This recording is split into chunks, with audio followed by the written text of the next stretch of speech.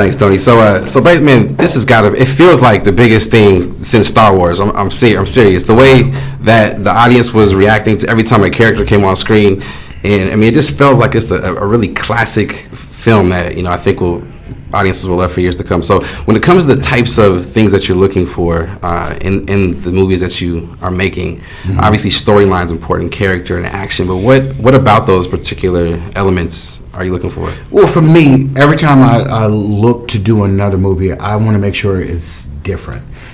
Friday is not like Set It Off. Set It Off is not like Law Abiding Citizen. Law Abiding Citizen is not like Italian Job. So after doing Strata Compton, this is like opposite. It's it's big, it's playful in a lot of ways. For sure. Although it has some dramatic moments and stuff like that. It shoots in Cuba, Iceland, New York, and it's all about action and story. Yeah. So what gets me going is the challenge, something different. For sure. This is something different in the sense that, you're making history by shooting in Cuba. Did the island leave an impression on you, and do you have any, desire to go back and make more there? Absolutely. I loved Cuba. It was a profound experience. The people are really proud. And, you as a Westerner, we landed and realized immediately how much we take for granted. For sure. When you go to a place like that, yeah. It's beautiful. The people are beautiful, and I love to go back. For sure. Talk about a little bit just the crew and working with the people, because the people obviously are what make Cuba so special. So is there anything that left an impression on you as far as like a moment or an experience where you were just totally blown away as a director shooting for the first time in this Forbidden Island? Yeah, I tell this story a lot because it was one of the more profound moments that I experienced in my career, and that was the moment we brought a helicopter into Havana. Yeah. They had never seen a helicopter like that. Almost, wow. I'm looking at the people, and they were looking at it like it was a spaceship. It had a camera on the front of it, and I set up a big screen so that the crowd could see what we were shooting. Wow. And it was their first time seeing their city from the sky.